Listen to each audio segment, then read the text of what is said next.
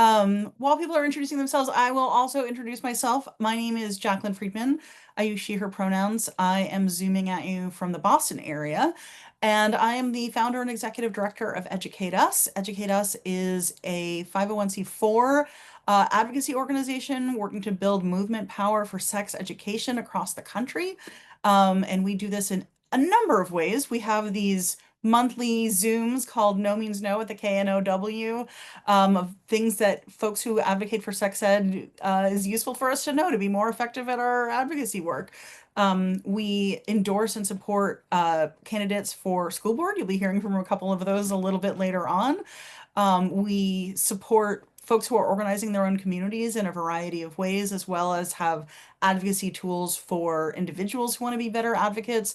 Whatever is going to make you better at fighting for sex ed around the country, that's what we do or want to do if we're not doing it yet. So loving seeing everybody introduce themselves in the chat. Oh, Annika, hey. Annika, former intern. Um, really good to see folks. Oh, hey, Leslie, really good to see you.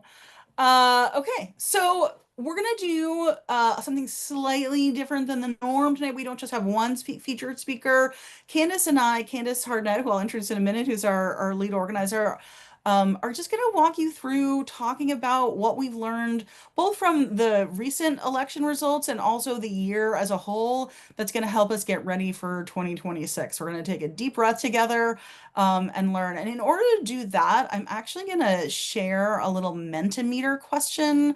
Hopefully, all of you have done Mentimeter at some point already before, but if not, the instructions are pretty self-explanatory. So you just want to go to menti.com and enter the code you see on your screen, or use the QR code with your phone, whichever one you like. And I'm going to give you guys a minute to do that. And then we're going to ask you actually to tell us what you're seeing as the trends and lessons you've learned from 2025 that you think we should all be learning from as we head into 2026. So I'm just going to give things one more minute so you can all get on the Mentimeter page. Hey everybody, love this. I'm seeing California, Kentucky, Worcester, hello, Worcester. Right in my backyard. Yeah, love Austin, Texas. Amazing. Okay. Has everyone got the Menti code? We're gonna just go to the next page and tell us, literally just tell us, what do you learn from this year? It could be from the work that you've done yourself, or it could be trends that you're observing in the world, or it could be stuff that you've seen other people try or yourself try that you're like, I've learned that that doesn't work and we should do something other than that, even if you don't know what that something else is. We would love to just, I know there's a ton of smart people doing incredible work in this room, and we don't want to pretend we're the only people with observations that are useful. So we want to learn from you. So you can write on this as we go, and we'll be stopping in and checking in on this question a little later on. So feel free to share your insights so that we can learn from you. The other thing that I want to share, uh, wait, I lost everybody. Oh, that's because I'm still in presenter mode. So my entire screen is the Mentimeter and I lost the Zoom. Here you are. Is if you have questions for myself, for Candace, for any of the other folks you're going to hear from tonight, please put them in the Q&A box which is probably at the bottom of your screen if your screen looks like mine, not in the chat. If you put things in chat, it's a great way to communicate with the other people in the room in attendance. If you want to ask a question of the presenters, make sure to put it in the Q&A box because we can't always scroll through the chat to sort of tease out those questions. Um, all right, with that, I think it's time to get in. Did I forget anything, Candace? Okay. Nope, I don't think so. I think we're good. All right, so please, everyone, Candace is here. You probably met her already. But this is Candace Harnett, our amazing lead organizer here at Educate Us, who does a lot of the sort of hands-on work with folks on the ground, like those of you in attendance. And we're just gonna unpack a little, and before we then introduce our also victorious school board candidates, so you'll be meeting in a few minutes as well as a little tease. But before we do that, I want to talk about the thing. I put this at the beginning, Candace, because it's the most bummer part of today. Like, I think that we've learned a lot of useful things that are going to be encouraging to talk about as we go. Um, but this one I don't have an answer to. But so I thought I'd put it at the front so that we can talk about it and then have talked about it so that we end on better stuff. But Sounds good. you and I have already been talking about this. I think that one of the things that really sticks out for me, especially both with all the resistance activity we've seen throughout the year, but also the incredible results of the November elections, I think it's really clear that the majority of people in this country, in areas red, blue, and purple, do not want what Trump is doing and what MAGA is doing. It's also clear to me, and a little crazy making, if we're being honest, that they told us what they were going to do. Yep. And a lot of people voted for them last year. And that tells me a couple of things. One is, like, I know there were a lot of people who just like didn't believe that they were really going to do that stuff. They heard it, Right. were like, that's an exaggeration. They're not really going to do that, which is like a little motivated thinking, right? But I think that there's a lot of people who just didn't know, right? They didn't know how bad it was. Maybe they heard things once, but not from a source they would believe, or not enough times Right. that it started to sink in. And it really, for me, puts a highlight on like how the sort of media ecosystem and basically the information ecosystem has collapsed, right? And I'm not the, Absolutely. yeah. So I don't know what to do about that, but like, I wonder what you're seeing and thinking about that. Yeah, a few things. For me, I get so angry anytime I see us crying wolf. There are Yes. so many things that are real. But I mean, come on, him having an argument in the airplane with his wife, that's something we could have left alone. We didn't have to blow the alarm on that one. People argue. And so anytime we bring up trivial things, it then, in my opinion, diminishes the real stuff when we're like, hey, alarm, alarm. But we've been alarming small stuff too. Let's alarm the big stuff and let the small things be. Well, and I would say on the other side of that, I think there are a lot of influencers, even who are supposedly on our side, who make their living by making everybody afraid, right? And who exaggerate things, who are like, he's about to do the Insurrection Act, right? And like, look, could he do the Insurrection Act? He could. He hadn't done it yet. And like, there's probably a reason for that. So, like, unless you actually know, like from Right. reporting, I think there's a lot of like trading in like panicky stuff. And then the other shit that I see, which is like, oh, he's cooked, right? Everyone's talking about 25th Amendment already, blah, blah, blah. Um, so like, yes, I think that we have to be more responsible with our word in many ways. But are there Yes. ways that like you're seeing that are working of like people, candidates, organizers, like getting the word out that like are actually getting through to people? I think we are starting to do a good job of changing the narrative on some things. And we'll talk about this a little bit later. Some of their talking points are no longer working because I think we are reclaiming the things that they stole. So, for instance, I mean, they've stolen what it means to be a family. And they have created what it means to be a family. And so, it creates this narrative that only this makes a family. They've created, what it means to be patriotic, and it almost made it a bad word because I don't want to fly, like they've taken the flag for goodness sake. That's theirs now in many ways, but I see us starting to claim it back It's and hold true. on to it. It's ours, right? I waved a flag at No Kings in October for like, I don't remember the last time I waved an American flag. And I'm not a patriotism kind of gal.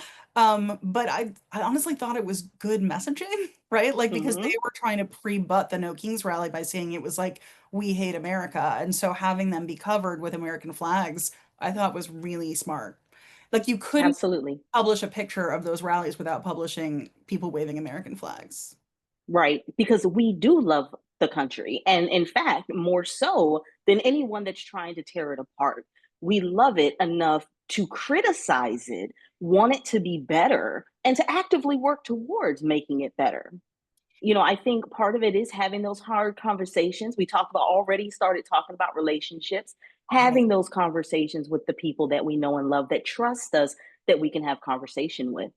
I mean, I think that's the one thing that we know cuts through past the information ecosystem is like we have to talk to the people around us more than ever because the legacy press is not telling the story, right? Like the New York Times yesterday published a story that was like, in the Epstein emails, we see like a lost New York, which was all about how like, uh, it tells a time of like when elite people went to cool nightclubs, I think is what the story was about. And like that's what the New York Times is running. And literally like a week before that, they ran an op-ed that said, "Did women ruin the workplace?" Right. So I think that the legacy media is not going to be helping us and is part of why people didn't know what Trump was and all of MAGA was saying out loud last Yeah, year. But also social media, the algorithms are also not our friends either. So at all. talking to the people you know and trust and who know and trust you is so essential. Speaking of which, speaking of people we know and trust and want to celebrate, I think I'd love to bring in Amanda and Ty. I'm gonna just shut up because I know Candace, you worked with Amanda and Ty very closely. So you can take the spotlight off of me, and you can introduce our special guest for the evening. Sounds good. Well, thank you so much, Jacqueline. I am so pleased to welcome Amanda Quillen and Ty Hodges, both candidates in, well, now about to be inaugurated as school board members in Virginia. Amanda in Chesapeake and Ty in Williamsburg, James City. We are so proud of you. You were endorsed by Educate Us. And it was just a pleasure working with both of you and watching your races. And you both had different but at the same time equally difficult races to run and win. And so I just want to start off, if I could, Ty, just asking you out the gates. You really said something that kind of like touched me when we spoke personally, about early on in your campaign about talking to people at the doors and how you were sometimes 20 minutes on the doors with one person. Could you speak to that? And just like in Williamsburg in particular, are you seeing this hunger for people to authentically connect? And what opportunities did you take from that? Yeah, so first off, thanks for inviting us to talk on this platform. Yeah, so the early part of my campaign, knocking doors, especially in like the dog days of summer, they went kind of against conventional wisdom that I was told when knocking doors. It was, spend as little time per door as possible, make sure you hit as many houses as possible. I didn't quite do it that way. I would sit there and have these really long, drawn out conversations with people because Williamsburg and the Jamestown district in particular is predominantly a 65 and plus community. So these are people who just frankly don't get a lot of face to face interaction sometimes. And they get very excited when they get someone at their door who's willing to sit and talk to them about things. And that's a really great way to let people know who you are, what you're about. And, down here in Virginia, depending on which part of Virginia you're in, some parts feel more quote unquote Southern than others, but there's this sense of like Southern hospitality, people wanting to be inviting, wanting to sit there and have a conversation with you. And I think there is genuinely a longing for a lot of people to get back to that sort of society where we can get together and have talks with people, even though we may disagree on policy and substance. This general desire to bring down the temperature and get back to a more community focused sense of what politics used to be, where the person that was running was your neighbor, was your friend, was someone who you did business with, and even though you may or may not agree with them, you were still able to be friends with them, or you were able to talk to them in a civil manner. And we've gotten so far away from that. Obviously, the stakes are incredibly high right now, and I understand how that has gotten to be this way. But I do genuinely think, especially at like the school board level, where at least in Virginia, you don't have that D or R next to your name on the ballot. There's such an opening to have those genuine conversations before you even have to broach quote unquote politics. That's wonderful. And you know what, Amanda, I'd love for you to chime in here because you told me about a coworker that you have that I'd love for you to share some stories about, if you don't mind, just about like how did you reach, someone like your coworker, and how did that pan out? Yes. So, and thank you for having me tonight. I have a few coworkers actually that don't necessarily align with me politically. There is one in particular who we are very, very far apart. Um, and I think for me, I talk a lot about lived experience. We have to understand that people believe the way they do, and most usually they have very strong feelings about things for a reason. It usually doesn't come from nowhere. It's something they've experienced in their own life. It is maybe misinformation or disinformation that they truly believe is real. And so for me with him, it was really just understanding where a lot of his feelings, thoughts, allegiances, opinions came from, and then kind of being able to combat that. Some of it was just plain misinformation, living in a vacuum and only listening to information that appeals to, the cognitive bias, and so kind of bringing those things up. But I think the biggest thing was he knows me personally. And that's where that personal connection comes in. He knows that if I am speaking on a topic, even if it's something we disagree on, it is coming from a genuine place. It is not coming from a place of me trying to change his mind. I never approached those conversations as arguments. I knew that there was a good chance we were going to leave that conversation, and we probably still were not necessarily going to 100% agree with each other. But even if I could just give him a little bit of a different perspective or a little bit of a different way to think about things. And there were times that he said, I've never thought about it like that before, or I never heard anybody mention it to me like that, or I've never heard anybody bring this topic up without getting angry or turning it into an argument or trying to prove me wrong. And so, we never got to do it, unfortunately, but he even said, if you do any ads, I want to be in one of your ads. And I want to get on there and say, I am a hardcore Republican and I still support Amanda in her race for school board, and you should too. And that meant a lot to me because, like I said, we don't see eye to eye on a whole lot of things, but it's just that understanding of why. Why do you feel this way? Where is it coming from? Um, Right. and then treating it as a conversation and not an argument, I think. I love that. We do something called deep canvassing, which I believe that Jacqueline's going to talk about a little bit later on tonight. We actually have a no means no. I'll post a link a little bit later, where we talked about deep canvassing technique. And that's exactly what you're describing. And it works. It definitely works to break through some of those barriers.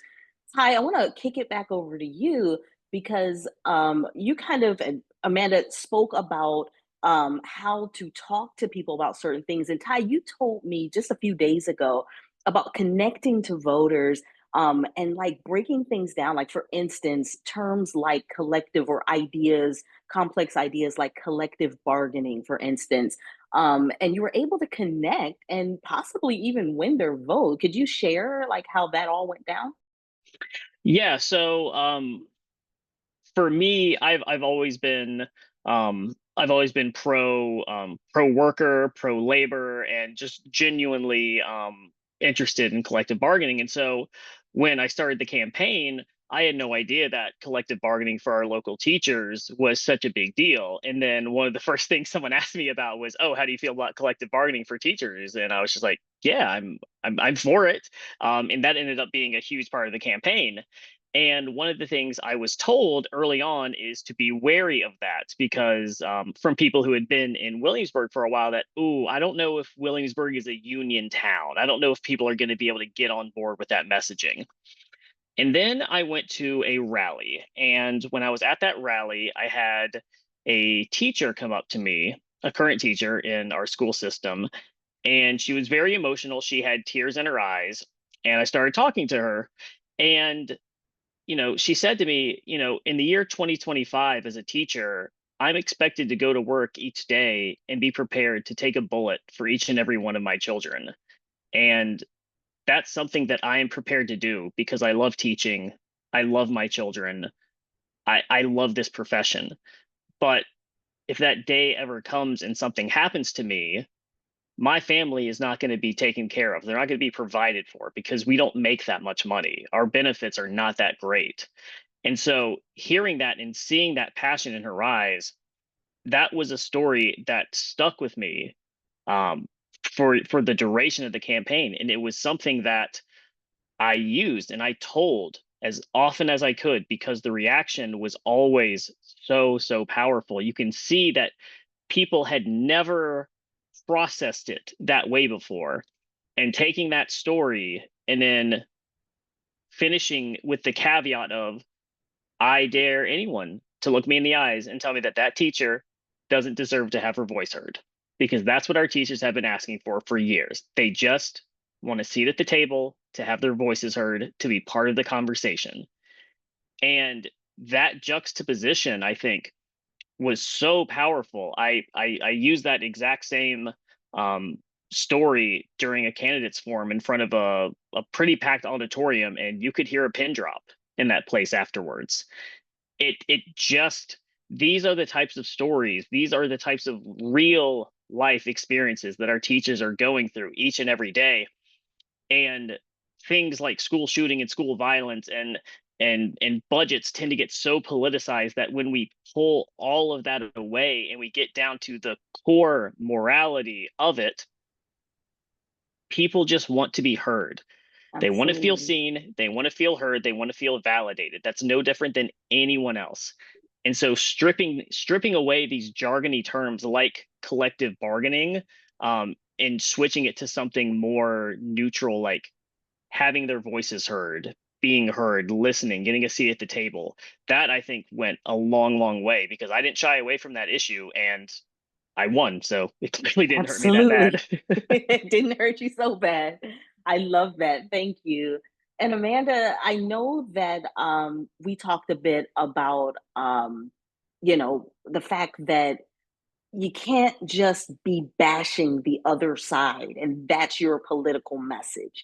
There has to be something that you're for. Ty talked about standing up on his values. Could you speak to that a bit of what was your platform and what were you for that you could get folks, and also speak about some of the opponent, tricks or what they tried to do that didn't work so well. So we learned a big lesson in Chesapeake, and that is people are tired of voting for negativity. People want to vote for hope. They want to vote for positivity. Positivity, they want to vote for change. They're tired of voting for negativity. And we had some opponents here, not mine personally, but our opponent for Commonwealth Attorney and our opponent for one of our House delegate races. They completely took that as their campaign strategy. For early vote, they were at the polls handing out attack ads.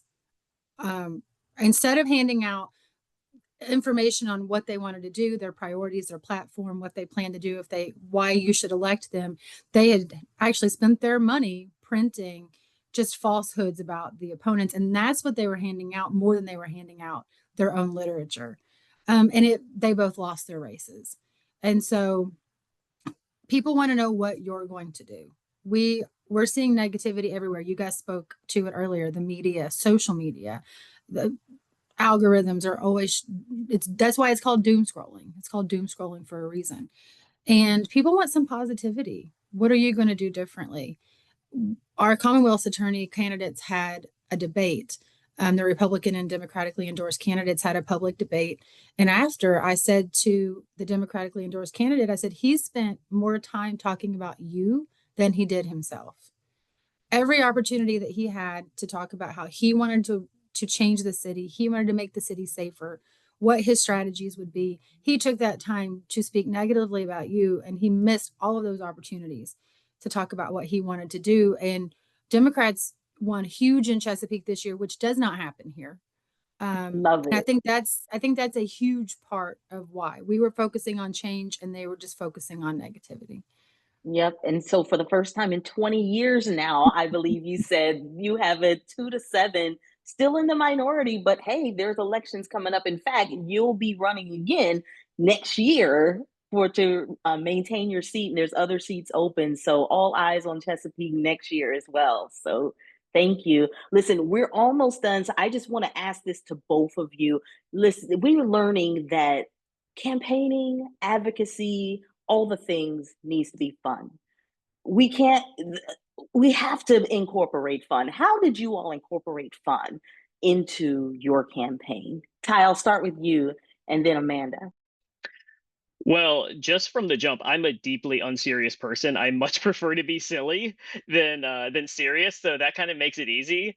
Um, but whenever possible, I just love to crack jokes, post memes. Doing social media was not my strong suit, so I made a point of posting videos as much as I could, posting pictures as much as I could, and just trying to have fun with it. If it's we went through a period in August that was cool, and so I just kept referring to autumn August to get through the slog of summer canvassing door to door for Halloween, posting pictures of myself in my Halloween costume dressed as a giant pig from Moana next to one of my campaign signs, like little things like that I think show that you're a human, because politics are so stiff and starch that people want to see some humanity with their candidates. And actually, in my district, my congressional district, one of the big attack ads against Jessica Anderson was that she posted funny content on TikTok and Instagram, and that because of that she was unserious and not meant to lead, and she flipped her seat. And so I think people want more of that content. Absolutely, she sure did. How about you, Amanda? I would just try to make little funny anecdotes when I was speaking in front of crowds, even if I could just work in a little joke or just a little thing to make people laugh here and there. Again, it's the human aspect. A lot of people get up and you almost like they're yelling at you. I know that's not the intention, but it can feel very much like you're being preached at or yelled at when politicians are speaking. And so I just tried to find little ways um, just to make people giggle, make people laugh. And I also tried to participate in fun activities. Any community events where I knew there were going to be kids and families, I made sure I was there. We hosted a backpack and school supply drive. Um, and so that was a lot of fun, and just again trying to lighten it up a little and show people the more human side, instead of the politician. Absolutely. And I think that's why we get along so well, because I also am very unserious most of the time, as you all know. So we stayed in connection. It's been a pleasure having you all. And if there are questions for either one of these two individuals, please put them in the Q&A. I'm going to turn it back to Jacqueline and invite her Yeah. back on here and keep the Thank you, show Ty and rolling. Amanda, and congratulations. We are so excited that you are going to be school board members come January, and we're happy to celebrate your inaugurations. And Amanda, hopefully, we'll work with you again next year to get that full seat. Yeah. Okay, I want to take a minute and go to the Menti and share some of the insights that you all have been sharing. And then we'll talk about a few other things. Hold on. I'm so good at this. It's seamless. It's seamless. Uh, there it is. No, pick your moment. Know when to be loud and when not to draw attention. Sometimes the strategy is to be stealth. Sometimes it's to make big noise. I think that for me, that just says always know what your theory of change is, right? Like, what are you trying to accomplish and what's the best way to get there given the stuff on the ground? By the way, if people want to add something, the menti.com, you can use the code. You can still add to this. We'll come back to it. Um, yeah, opposition is will always exist. Opponents rely on confusion. When we clarify and educate, yeah, absolutely. Same thing. People support sex ed once they understand what it is. Um, People want to know, yeah, how is it going to affect people's lives? Yes. We always say sell the brownie, not the recipe, right? So like, how is somebody going to know if this policy change or whatever you're proposing, whatever you're advocating for, what's it going to mean to them? And if we can't make that sale, you can't motivate people. I love that. Uh, People are sick of Trump. People for something. Yes, we just absolutely. And mothers, yes, absolutely. We love organizing with mothers. We work with We're in a coalition with Moms Rising, which is an incredible organization that folks should check out if they're not already aware. So if folks want to add learnings that they've seen this year, whether from the elections or not elections, to this, we can come back to it. Also, if you have questions for Ty and Amanda or myself and Candace about what you're facing in 2026 and what we can learn from 2025 to get you ready for that, use the Q&A. I'm going to stop the share. I do want to talk a little bit about, we saw a lot of things going around, Candace, after the election about how Moms for Liberty lost all their elections, at least in contested races, which like A, boo-hoo, and B, contest every race, right? Moms for Liberty That's lost right. all contested races. That should be telling us that every race should be contested. Um, Always. but I want to make sure that people know what we're celebrating and what we're not celebrating, right? So, hooray that voters are not buying what Moms for Liberty is selling. Like, fantastic. And I think it's really important us to stand in that truth and be like, yeah, they don't want that. Um, Yep. but we know that they're not just stopping because they're losing at the ballot box, right? So, what have you seen, Candace? How can we expect Moms for Liberty to show up in 2026? Oh yeah, they're like the monster whose head gets cut off, but it grows another head. I mean, honestly, it's they're rebranding. I mean, they're now the same core group of people that was once Moms for Liberty is now something else, some other name. And I won't even begin to name off the names because I've heard from several Like people. little local organizations, right? It's not the same Yep. thing everywhere. It's like they were a Moms for Liberty chapter and now they're like something else. Yeah. Right. And so I think key for us is to identify in our communities who these Moms for Liberty types were, if there was a chapter, if it's dissolved, where those players went, and then these are the follow them, and then blow the horn that this is now Moms for Liberty under this disguise. I mean, it's almost like, hey, let's Scooby Doo it over here, pull the daggone mask off, you know, I would have there gotten they away are. with it. I love that. And the other thing that we need to make sure people are aware of is that at the Moms for Liberty convention or whatever their like hate fest was in this fall, they very clearly said that their new strategy is going to be getting parents to sue schools. So they're planning to go through the courts because they know they can't win at the ballot box anymore. And again, I don't have a solution for that, although we do have a little something to say on the legal front as part of our big announcement that we're going to be making at the end of the presentation today. So hopefully everyone will stay tuned for that because there's definitely a little legal help on the way. But we do want people, especially folks who work in schools, to look alive because that's Moms for Liberty's plan for 2026, at least the one they're saying out loud, is they want to go through the court since they can't win, since they know how unpopular they are now. Absolutely. And I mean, the thing is, they want to exhaust us. They want to exhaust the schools. If there are enough FOIA requests that go into a school, that school concedes because they don't have the manpower to do, or the people power rather, to actually keep up with these things. And so, I mean, at all turns, we have to be on guard and ready to fight against this however we can in our communities. Absolutely. All right, let's talk about something better. We talked about how moms are important, mobilizable, and mobilizing a constituency, but I also think that one of the things that I loved the most in watching the election returns, and here I'm thinking specifically of Mom Donnie's win in New York, but I think this is true in more than outside of just New York City, is that young people like really made a huge difference and young men like there was so many headlines of look, the gender gap in voting still exists. Like if you look at the New York City young people voting breakdown, like there's a huge gender gap between the young men and the young women who voted, but they all voted more for Mom Donnie than not, right? And that there's a lot of hand wringing after last year about like, oh, young people, especially young men, are they've been MAGAfied or radicalized or whatever. And there is some of that happening for sure. We need to, if you've been to other No Means No events, you know, we talk about that. But I think it's also important to remember. And also, there's a lot of conversation about how young people are checked out, right? Because the politics at the federal level are very discouraging and also at the state level.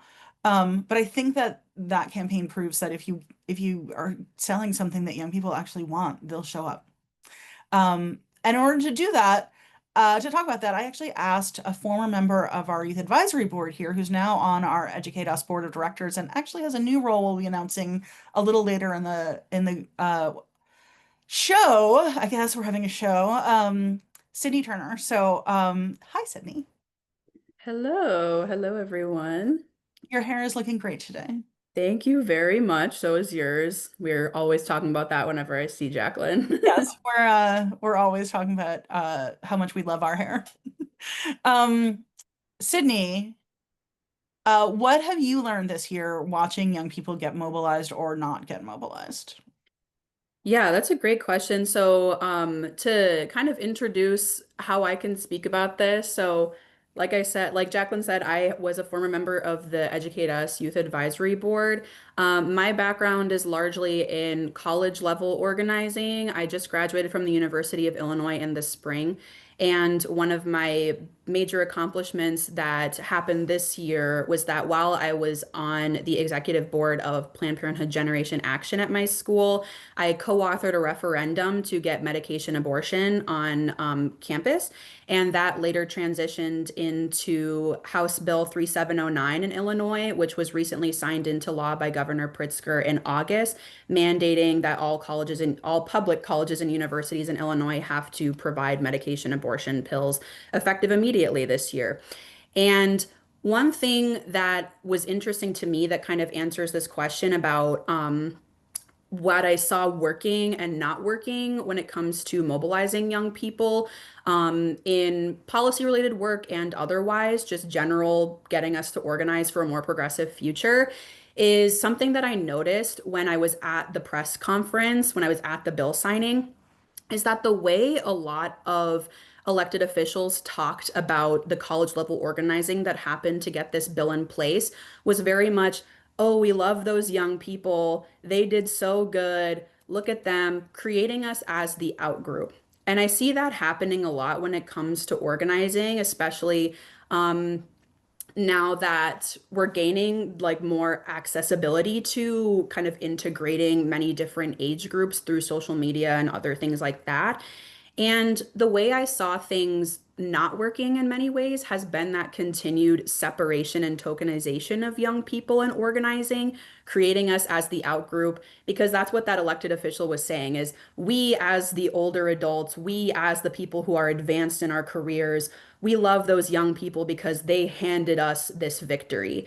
But what actually works when we mobilize young people and what I saw working, especially kind of in the Mamdani win and many different things, has been the integration of all of us as one and not just tokenizing young people. That's what I love about Educate Us is that like I said, I joined on the youth advisory board and then Jacqueline offered me the opportunity of maybe being introduced to the board of directors. And I've never felt like I was on the board as like just, well, we need a young person to fill this seat. Oh, we need, just a random 22-year-old to speak on the behalf of Gen Z. I very much felt like my voice is not just like, oh, we also appreciate her voice. It's like all of our voices are appreciated for many different reasons, and my age is just one of them.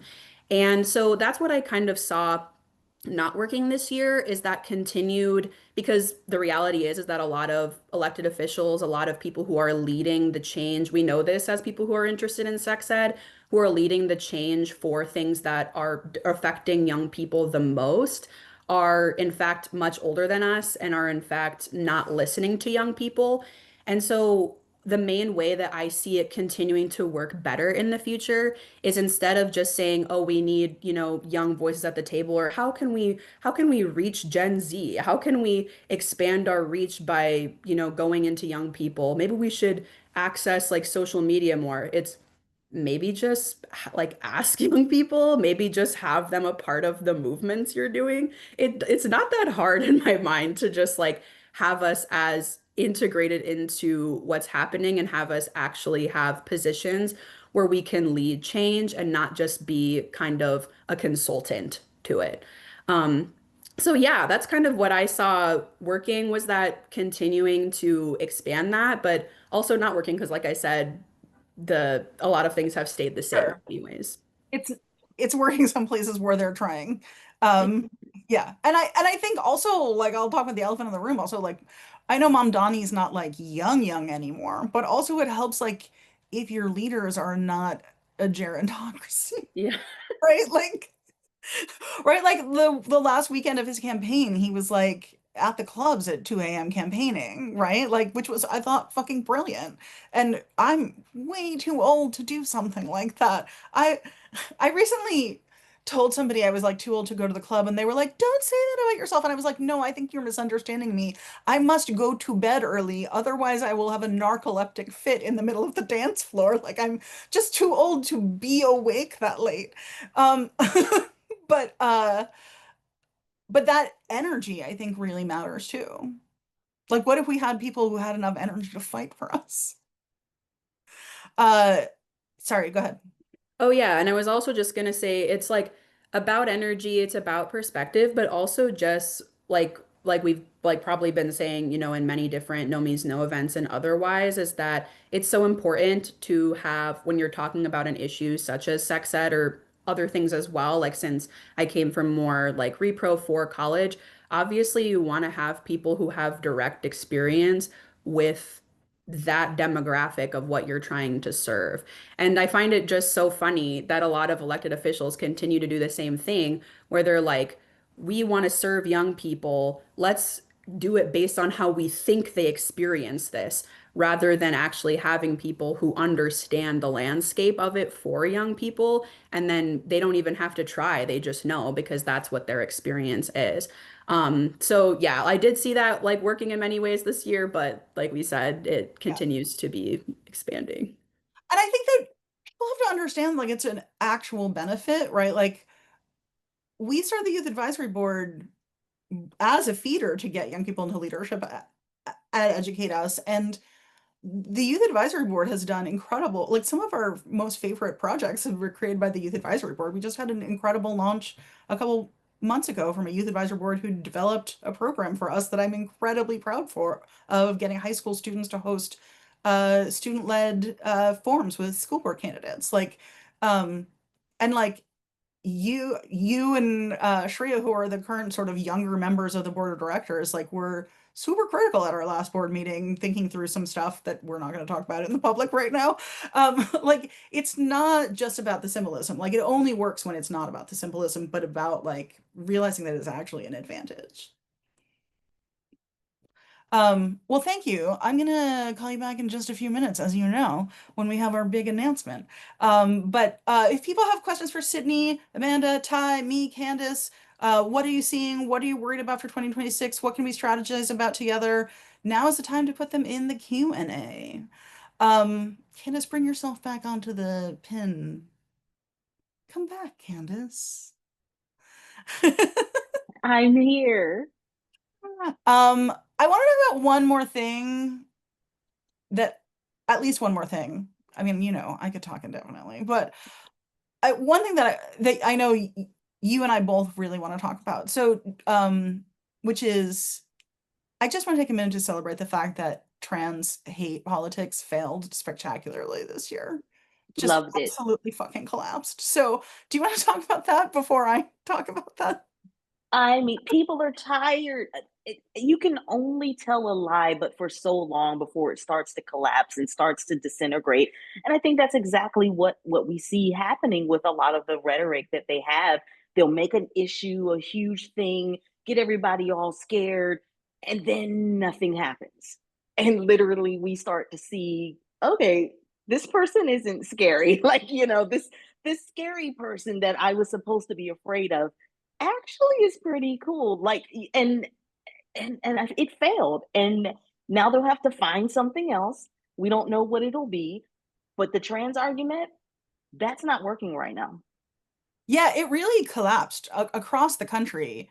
We just saw candidates who ran against trans people existing, uh, just just fall on their faces, and the polling shows the same stuff. I will say, as an aside, I think one of the takeaways we can take from November's election is that we really cannot rely on polls as gospel. Like if you think about what the polling said about how tight the race was in New Jersey, and it turned out to be not that tight at all.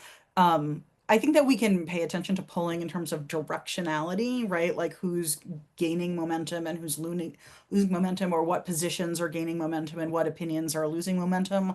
But I do think that we have to make sure that we understand even when it serves us or doesn't serve us, right? Like we can't be too comfortable when we're ahead in the polls, and we can't be too afraid when we're behind. We cannot let the polls dictate what's possible anymore. That's Um, right. yeah. Uh, polls are, yes. Morgan, I would also like to see more Dems support trans people. I would like that as well. I'd like to see the Dems do a lot of things, if I'm being really honest, that I'm not seeing from them right now, but that's very high on the list. Not all the folks who are supposed to be on our side have gotten the fucking memo that trans hate politics have collapsed. And I think it's on the folks in this room, and folks like us to spread the word, and to make sure that they know. I mean, honestly, it just makes me so mad that the like men who peddle sort of common wisdom type uh political analysis. I'm genuinely thinking about Ezra Klein right now. But there's a whole class of guys like this, of like the sort of Dem consultant class who are like, let's compromise on abortion and the fact that trans people exist. And like Pete Buttigieg has been doing this recently, like all those guys, and they are almost all guys. Uh, I just don't understand why they aren't out of a job now. Like they should be out of a job now, given how poorly the things that they were saying even 2 months ago held up in November. And yet, as we see, white men fail up. But we have to, yeah, sorry, Candace, you want to get in there? Yeah, I think it really speaks to there's way more work to be done. Yeah, At a certain point in history, you could throw Black people under the bus and nobody blinked an eye. At another junction of history, you could throw, LGB people under the bus, no one right. blinked an eye. And so now trans people are being thrown under the bus, and because who can't, the argument is, well, maybe they have a point type of thing. No one's blinking an eye. We have to stand up. We have to get really fierce about protecting the right for trans people to exist, to be who they are in public places without fear. And we just have to get more bold about it. We can't compromise on anything. I couldn't agree more. And the good news is that the field is clear for us to do this, because it's clear that most people in this country, like one of the interesting polls I saw was like, I think it was a Virginia poll. Ty and Amanda, let me know if you remember this, but it was in the run up to the election, was like most people don't care about this issue at all, but the people who do care about it are the people who are for trans rights, right? Like most people, this is just like not on high on their list of issues, but the people for whom it is are pro trans rights. Like people who are antis don't even care about it that much. Do you remember what I'm talking about? Um, Anyway, I'm confident I saw that poll. I would have to dig it up if somebody wants me to dig up a source on that. It's really important. And then that's why I'm really excited. I know you mentioned the deep canvassing earlier, and I love a plug for deep canvassing. We spent several years developing a tool that helps people have deep transformational conversations of the kind that it seems like Amanda and Ty were having very naturally, but specifically around trans inclusive and affirming sex education. And I think, and we're going to be investing a ton of resources in getting people trained and using this in 2026, because I think now is the time more than ever, because there's a huge opportunity. There are a ton of people who've ingested just toxic, hateful misinformation over the last 5-ish years. Um, and clearly, like the sort of air is leaking out of that hate balloon right now. And I think there's a lot of room for us to go get those people who've just heard misinformation. They weren't hateful before, they've heard some scary things. If we go and have those conversations with them in 2026, I deeply believe we can get them back. And so, yeah, go catch the replay that Candace just dropped, but also if you're interested in deep canvassing training, drop Candace, actually, can I just have you put your email address in there? Let Candace Absolutely. know. And because we're going to be rolling out a bunch more different training opportunities on that approach and script. And you can use it for things other than our script. It's really a technique for sort of a deep listening, deep connection, persuasion conversation across difference. For those difficult conversations where you know somebody's stuck in a place of bias and fear, but they should be gettable, this is the thing that breaks through like nothing else. And if you want to get trained up on that next year, we're going to be going hard on it in 2026 because we believe this kind of relational work is what is the most powerful thing we can be doing going forward. All right. I still don't see any, everyone's like quiet today. We usually have a ton of questions. We only have a few more minutes for questions because around 8 or before then, if there's no questions, we're gonna start making our big announcement that we've been teasing for a few weeks. So we're gonna change the subject. Ty, what do you have? Yeah, so I just kind of wanted to jump in Yeah. on the trans conversation real quick. One thing that I noticed, I think, in hindsight of looking how this year played out, um, especially compared to 2024, was that the trans issue is no longer a kitchen table issue. Like, I think Trump was able to run on that with the very successful Kamala is for they, them, not us, because the Although, perception Ty, was can I interrupt you? Because sure, sure.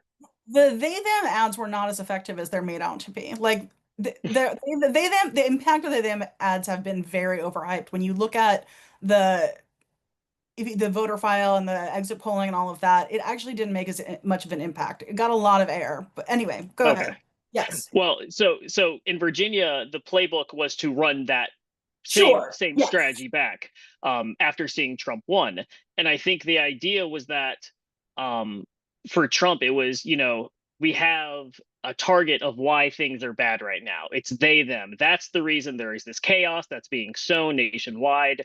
And I think that's why that ad was salient in the way that it was, at least perception wise. Whether or not the polling actually bear that out, I don't know. I just remember that being a very salient ad that cut through. Like the first time I saw it, I was like, oh my god, wow. That was a good political ad. I disagree with it deeply, but it was a good ad. But in 2025, this year, I think what we saw is that people had a full year to digest everything that's happened since Trump and the Republicans got elected, and they started to realize, wait a minute, Trump is talking about, we got rid of transgender for all and whatever nonsense they're talking about. But things are still bad. Like things are still expensive. I can't afford anything. My health insurance is going up. Like I the lost my trans, federal job. Yeah. yeah, like I don't think the trans people were the problem, you Yes. guys. Like, and so I think, trying to run that back as that's the scapegoat for why your life sucks is just completely ineffective. And it failed spectacularly this time around. Like people are concerned time and time again with their material condition. Like, how is their job? Can they afford food? Can they afford healthcare? Like when those are the pressing issues that are on people's minds, I think they start to care a lot less about how someone identifies or what bathroom they use or whether or not they're playing sports in high school. Like Yeah. those are the type of things that go to the rear. And that's why it's so critically important for politicians who want to make things better for trans people to make sure that other people's material conditions are in a place to where they're happy with the direction of things. They can't they don't need to be looking for a scapegoat. That's something that people are lashing out at. It's people who feel like they're in a corner and they need to lash out somewhere.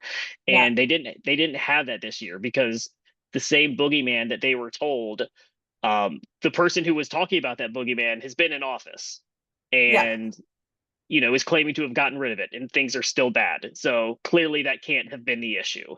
And I really hope that Totally agree. Yeah. and I really hope that that's kind of the message that breaks through, is that I hope whether this may be optimism speaking, but I really hope that um people are kind of breaking out of the trans panic, so to speak. That's probably optimistic. I don't think we're quite out No, of the they woods are. there That's what yet, we're seeing. That's what I was just saying. All the data but bear out that they are. They absolutely are. I do want to get to the one question that's come in before we switch gears and make our big announcement. Annika asked how effective it is to call out BS. What's the balance of looking forward and towards change and calling out opposition? You all, anyone who knows me knows that this question is like in my sweet spot. So, Annika. Thank you for this pandering question. I love to talk about this very much. Um, so we have to call out the villains, right? Like, you absolutely must name the villains and their motives. If you want people to feel like heroes, which you do, if you want them to do something they weren't otherwise going to do, you have to give them a villain to be against. Studies show this over and over again. You have to say who they are, say it as narrowly as possible. So, like, even if we were not a C4, like we wouldn't ever say like Republicans as the villain. We would say MAGA because MAGA is a specific ideology and a subset of Republicans, right? There are actually a lot of gettable Republicans, and in fact, we endorsed and supported a school board candidate who was a registered Republican this year, much to our own surprise. There are a lot of flavors of Republican. So name the villain as narrowly as possible. If you can name a specific local group or politician, that's great because you want as many people as possible in the potential hero category, then you're not alienating them. And then you have to say why they're doing what they're doing, right? Like they're scapegoating trans people because they want you to pit you against them while they pick your pockets, right? While they steal all your fucking money for themselves and their cronies, which is like very true. Um, so you should absolutely call out BS. You should never call out hypocrisy. Hypocrisy is a particular form of BS that actually the research is very clear that nobody cares about when you call it out. It doesn't gain anything for us when you call it out. And in fact, I believe it's actually worked in our opposition's favor because the hypocrisy under fascism is part of the message of the fascist. It's saying the rules apply to you and not to me. And that is actually part of the demoralizing message. And when you amplify it, you're actually doing their work. Can you complain to your friends about how hypocritical they are? Absolutely. But if you're trying to persuade somebody or a group of people or doing public messaging, stay away from hypocrisy. I wish it worked because they're obviously terrible hypocrites, but it just is not an effective message. And sometimes it reinforces their like, we're the exceptions and the power. Like it works in their favor. Um, but the villain statement, naming the BS, should be it should be like, do you know, I'm going to tell you a funny story right now, and I promise it's going somewhere. My Thanksgiving got all messed up, and I am not going to have like an actual Thanksgiving dinner, although I will be with my parents. But we're going to be going out to a seafood restaurant. And I was like, I kind of sad not to get like that Thanksgiving flavor. And so I decided to make myself like Thanksgiving sandwich this week, which is like turkey, and I put like stuffing spices in the mayo and then I got, because I love it, a can of the jelly cranberry stuff, right? And I put a slice of it in the middle of the sandwich just to give it that pop. That's your villain statement. So everything else, the bread, the lettuce, the turkey, the mayo, that should be all about what you're for, how other people, the people you're talking to, how their lives are going to be different in a good way if they do whatever it is you're asking them to do. What's a vision of the world that's going to be better if you all take this thing together? All that juicy stuff, all the values you share in common, even though you're quite different from each other, but you can unify around these values. All that yummy meat and nutritious stuff is what you should be emphasizing, but you got to get that little pop in the middle with that villain statement, a little cranberry jelly. So that's my visual for you in terms of thinking what the proportions should be like. I love that. You should have started that. You missed the opportunity. You should have said, picture it, Sicily, 19, whatever, and started that story. That would have done it. Only one generation would get that reference, but it's our generation. It's our generation. I wanted to add on to that, if I could, just about calling out the BS.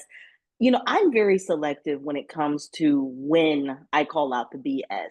I don't engage, I don't waste my time, I don't waste the good air that I have on people that are never going to like argue with people.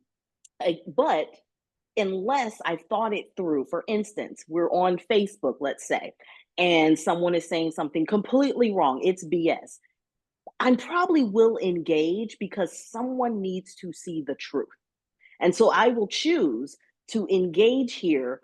But let's say we're at a rally and someone's screaming out foolishness, I'm probably not going to address that person head on. What I will do is address the foolishness to the listening audience so that they hear what's right. But all these people really want, a lot of times, the opposition wants to get you into a spitting match, and they want you to argue and get belly Oh to my gosh, belly with them. never And debate them. Absolutely not. yeah, don't debate them. Let them, but talk to your audience. Let the audience know. Call it out. Like really think it through. I see Amanda has her Can we keep hand it up. tight because we got to shift gears? I'll be really fast. I just wanted to say one way that I kind of called out the BS on when campaigning without causing people to be angry, because you still want people to vote for you, right? So you want to be able to have these conversations without completely turning them off, was to just ask questions back to them. So, because then they don't really know how to answer the question. So somebody would say, well, you want men in little girls' bathrooms. And I would say, well, you do know that a man dressed up like a woman and a trans woman, not the same thing at all. Like, you do understand you're talking about two completely different populations of people. You are putting a transgender person in the same category as just a man who just randomly one day decided to dress up like a woman to try to get access to something. And they didn't know what to say. When you would say, do you realize these are two different scenarios? They're like, well, I mean, well, you know what I'm talking about. And I'm like, but no, because you're Actually, talking Amanda, about. it's funny you say that. One of my favorite things to do is actually play dumb with them. Yeah. That's Like kind of, I if just somebody keep tells like, well, it what a do you really mean? offensive joke, I'm always like, I don't get it. Can you explain it to me? Why is it funny? Yeah. Yeah. So And yeah, so that's great. sometimes if you, again, like you want to call it out, but you don't want to cause an argument. You don't want to be inflammatory. You don't want to start a fight with a potential voter in in the middle of the polls or canvassing or whatever. Like you said, I just turn it back around and start asking questions back. Where did Right. you see that? Where is that study? What is that statistic? You know, or again, well, you know the difference between this and this. And a lot of times it neutralizes it, and they might not admit that they're thinking about it differently, but you can see they even kind of start thinking about it a little differently. Thank you. And I want to say thank you to Amanda, Ty, and Sydney for being with us to help us unpack 2025 and getting us ready for 2026. And with that said, it's time for us to share our big surprise that's going to help us get ready for 2026, which is that Educate Us, which, as I mentioned at the top, is a 501c4 nonprofit. That means that up to 40% of what we do can be directly trying to influence the outcome of elections. We are launching tonight a partner organization that's a 501c3 nonprofit, to expand the kind of work and advocacy work that we can do. Candace is going to drop a link to the website. It's called the Educate Us Fund. And it's going to just expand the kind of ways that we have been working to power up the movement. And the very first project that we're launching, which we're launching tonight, is a legal services referral project. And I should say, before I get into the details of the legal services project, the reason Candace put Sydney here is because Sydney is not only a member and is remaining a member of our Educate Us board, but actually is going to be serving and is now serving as the board president of the new Educate Us Fund. Yeah, so thank you, Sydney. I couldn't be more grateful for your leadership. Do you want to maybe say a little bit about why you agreed to helm this project? Yes, absolutely. I can just say that I've told Jacqueline this many times, but when I was applying to Youth Advisory Board, I was like, oh my gosh, Jacqueline Friedman. I read her books. I'm scared of her. And then I got on the Youth Advisory Board. And then when Jacqueline offered me, like, was saying, I think you'd be great on the board of directors, I was like, wow, that's like a crazy opportunity. And then a year later, when she was saying, we're starting a 501c3 and I think you'd be great as president. And I was still like, oh my God, the same thing still applied. But why I really decided to say yes was the same reason why I said yes to the first two things and why I jumped into the first two things, which is that like I was saying earlier, I think that it is so important not just to have people like me who are younger and who are fresh out of college and have been doing like youth level organizing and things. It's not just important to have us as, like I said, a part of the organization, but actually having us at the same level as other people who have traditionally been given the spotlight when it comes to leadership. And I'm really excited to do this, not just as a opportunity to like be involved in a greater way at the organization that I've been a part of, our new organization that is like has been kind of going on for a little bit now. Um, but also just to be kind of learning and being able to be alongside other people. Like at all of our board meetings and stuff, we're all just kind of navigating kind of the shit show that is our, can I say that? I think I could Oh say my that, God. right? I don't know the number of times I've already sworn tonight, but it's definitely not zero. I just wanted to check. But yeah, kind of we're all navigating the same thing together.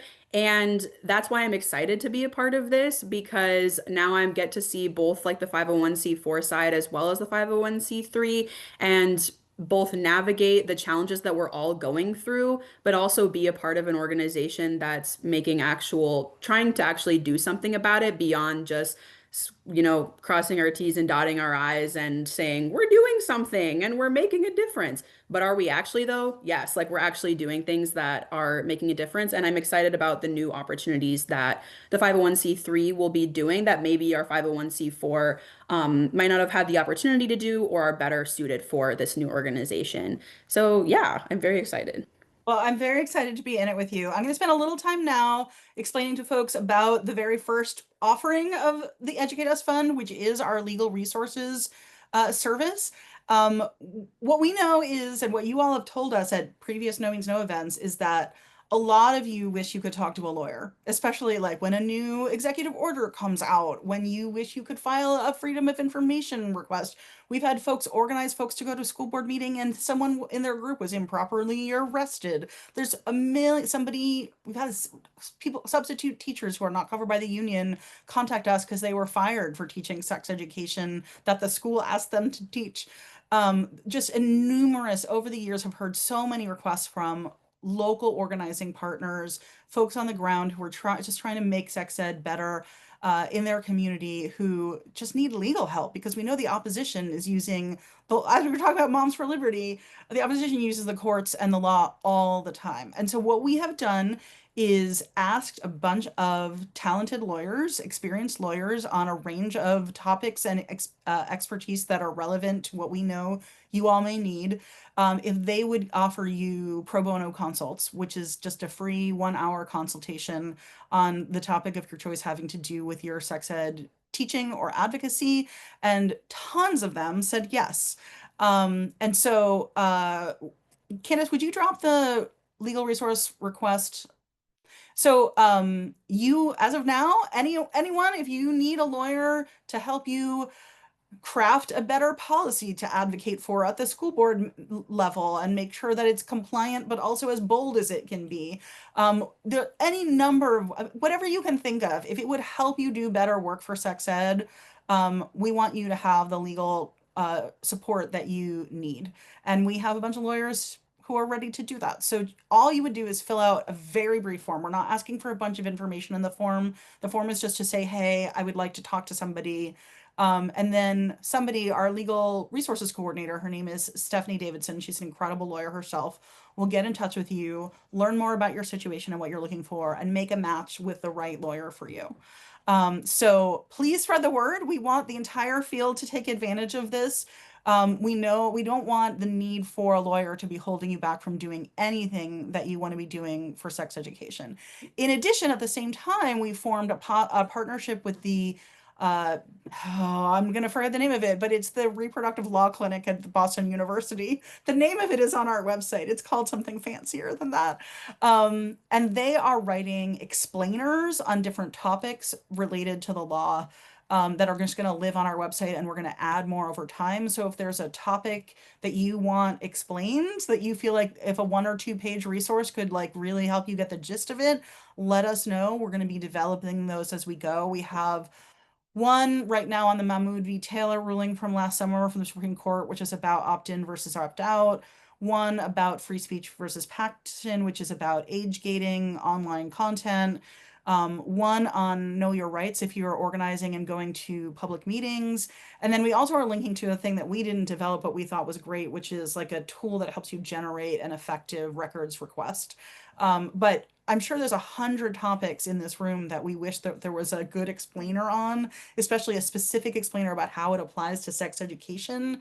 And there's an email for you to just request literally whatever topic you want, and we'll be developing those as quickly as we can for you. So we want you to not be afraid of the opposition using the law against you. We don't have over time, we'd like to actually get an attorney on staff, develop a fund for legal defense. All of that stuff is coming as much as we can, quickly as we can fund it. But in the meantime, we don't want you to be hesitating because you don't have a lawyer to talk to.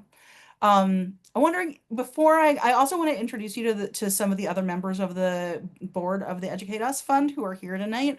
But while I'm doing that, I do want to invite, if people have questions about the Educate Us Fund or how the legal resource is going to work, please feel free to put them in the Q&A. This is the first time I've gotten to really explain this to everybody because this is our big coming out party tonight. We'll be emailing our list and putting it on socials and all of that tomorrow, but you, because you came here tonight, got to be the very first people to hear about it. So if you've got questions, we would love to know what they are. We've mostly been talking to ourselves about this for months. So while you're putting your questions in there, I would love, Candace, if you could make Elle, Justine, and Ryan presenters. I think Eli was not able to make it tonight. And you can meet the new board.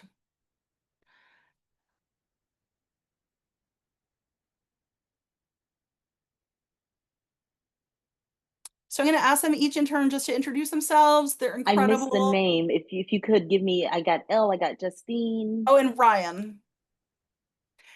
Justine, do you want to introduce yourself and say a little bit about why you honored me by joining the board? Of course. Hello, everybody. I'm Justine Angfonte, and I'm on the C3 board. I'm also the secretary. And I'm really proud to be a part of an organization that exists because, like this, because it's exactly the one that I needed 4 years ago. I've been in the sex education space for more than 15 years, and it really all started because of my teaching experience as a math teacher in abstinence-only Texas that long ago. And I had in my 8th grade class students who were pregnant, who were already parents, or just missed half the school year because they didn't know that having a period was something normal and healthy, but instead thought that something was wrong with them. And yet in the teaching organization I was in, I was tasked to teach math, expecting that everyone's always healthy, therefore everyone can always learn. And people weren't drawing the connection between health and education. So after having that experience and it being my origin story, I decided to do something and be a sex educator working directly with young people, with their caregivers, with the adults that are teaching them, and training new educators to be more askable adults. But then wanting to say yes to EducateUS meant that I could have an impact in a way that really supports these people in a larger scaled fashion, where we're looking at now policy and not just me in a classroom working with a student.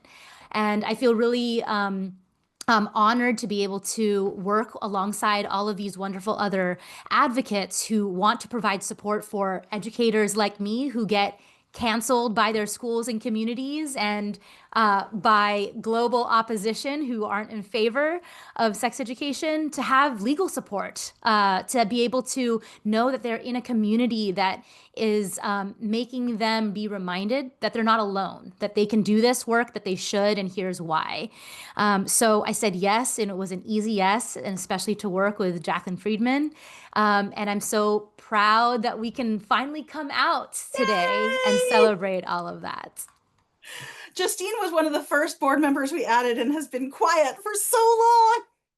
So I'm glad that we can finally be out too. Elle, do you want to introduce yourself and say a few words about why you wanted to join the board? Oh, yes. I'm Elle Chase. I'm a sex educator, sexologist, and coach. And, originally I was friends with Jacqueline and we were discussing this. And I thought there's no one better and more organized and more passionate to do this work than Jacqueline. And if she's doing it, then I want in on it. it was kind of like, can I help? Can I please help?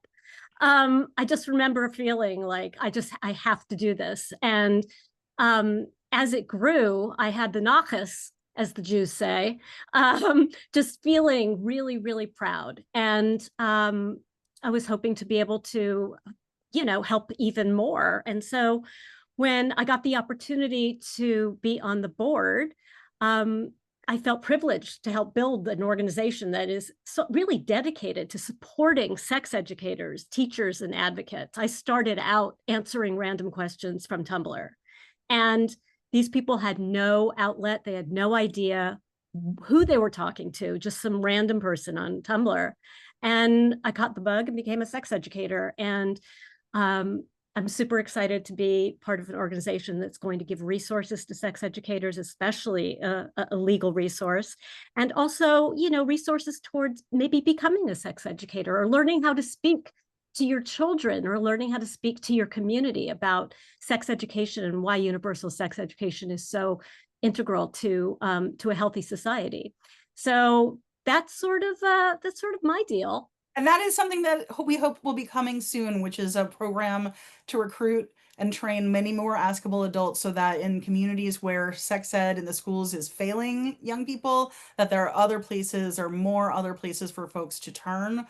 We know there are some incredible community sex educators already in attendance here, but also you all know that you can only be so many places at once.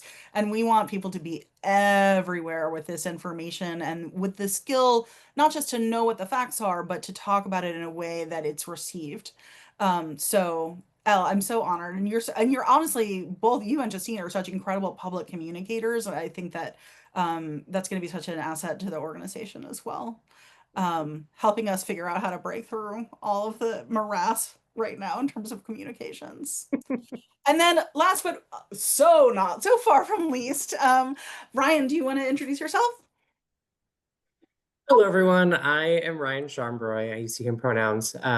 And I am so excited to be a part of this organization and this work. I started off my career as a public school teacher in first grade, then fifth grade, then across middle school. And in all of the schools that I taught at, I was the school sex educator and really learned the importance of sex education, the impact that it can have. Also, the importance of school boards, the importance of youth leadership in that work, particularly queer youth leadership. And so when I pivoted away from classroom teaching, I moved into the nonprofit space and have since been working for the last, 4.5 years now for Cardia. I serve as their director of professional learning and sexuality education. So got really steeped in the sex ed nonprofit field and work.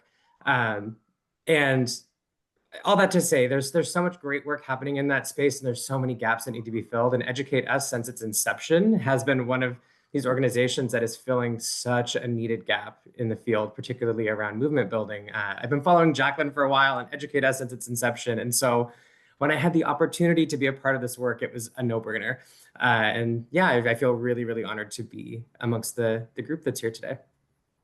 Well, Ryan, we are delighted and honored to have you. And you've already, as you know, been such a huge strategic asset to me thinking about what role we should be playing in the larger movement and where and which gaps need filling. And I think your perspective on that, both from having been a school teacher and also working at Cardia, is really helping us think about like what are the best places for EducateUS and EducateUS Fund to step into. So we are so glad to have you. So that's the big news, everybody. We are now two partner organizations, one that has a little more emphasis on the politics, but also does community organizing, one that's building legal resources and really spreading and expanding on our movement building work. All of it has the same DNA, which is we exist to help those of you, everybody in the room right now who's doing work in your communities to advocate for sex ed and to teach sex ed. We want to make your path easier. Whatever it is you're trying to do, we want to make that easier. And if there are resources that we can develop for that, and we can find the resources that we need to develop those resources for you, that's what we're here to do. We want to power up the movement until it is genuinely unstoppable. We know that the vast majority of people in this country are with us. But they don't know that they need to organize around this issue yet. And but we can get there from here. And at that point, we will really get to our ultimate goal, which is universal public sex education for every young person in this country, which is every young person's birthright. So I couldn't be more grateful to all the leaders we've heard from tonight, to Candace Hardnett, who is our steadfast lead organizer, and also to all of you who've been with us and who come to these monthly meetings and who have enjoyed it. Yeah, if you've enjoyed this conversation, I bet I know what that says. Make a donation. Yeah. Make a donation to Educate Us or to the Educate Us Fund. You could be one of our very first donors. And you'll be learning much more about what we're rolling out as we go. But the number one ask for I have of you tonight is to spread the word about the legal resources. They're only useful if everybody knows they're here. So all the people you know who work in or around sex education, please spread the word that we have lawyers ready to help them. And we hope to be organizing with you in a whole bunch of ways for sex education in 2026. Have a good night.